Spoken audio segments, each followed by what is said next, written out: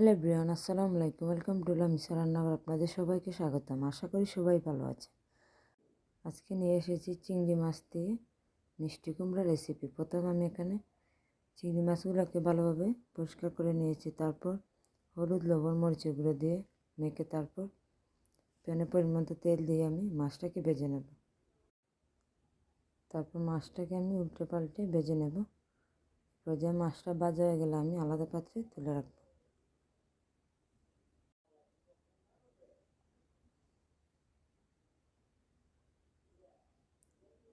দেখুন আমার মাছ ভাজাটা হয়ে গেছে। এ পর্যায়ে আমি একই তেলে আমি দিয়ে দেবো পরিমাণ মতো পেঁয়াজ কুচি। আমি এখানে 1 কাপ পেঁয়াজ কুচি নিয়েছি।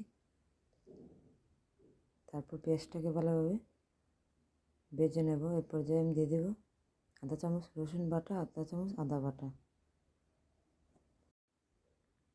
পর্যায়ে আমি আদা বাটা রসুন বাটা ভেজে নেব, যাতে আদা বাটা রসুন বাটা কাঁচা গন্ধ না থাকে। 2 মিনিট ভেজে নেব। এ পর্যায়ে আমি দিয়ে দেবো পরিমাণ মতো লবণ।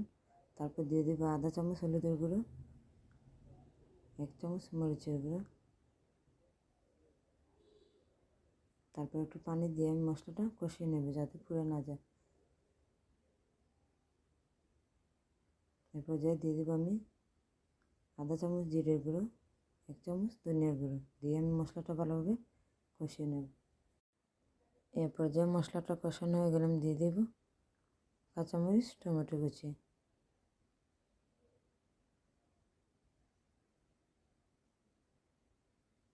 তারপর আবার 2 থেকে 3 মিনিট নেড়েচেড়ে আমি দিয়ে দেবো একটু পানি দিয়ে আমি মশলাটা আবার ঢাকনা দিয়ে কষিয়ে নেব।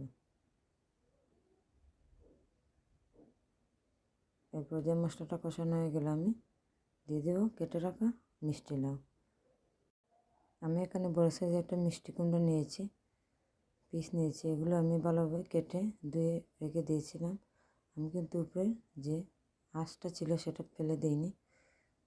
তারপর ওগুলো দিয়ে নেড়েচেড়ে উল্টিয়ে নিয়ে আমি তারপর দিয়েছি ভেজে রাখা চিংড়ি মাছ। তারপর ওগুলো দিয়ে আমি 5 থেকে 6 মিনিট একটু কম আছে আমি ওগুলোকে জাল দিয়ে দেবো। তারপর পর্যায়ে দেখুন লাউতে কতটা পানি বের হয়েছে। তারপর আমি আবার ওগুলোকে নেড়েচেড়ে দিয়ে আবার ঢাকনা দিয়ে ঢেকে দেবো। তার আগে আমি একটু পানি দিয়ে দেবো, দিয়ে আমি একবারে 10 থেকে 15 মিনিট কম আছে তরকারিটা রান্না করে নেব।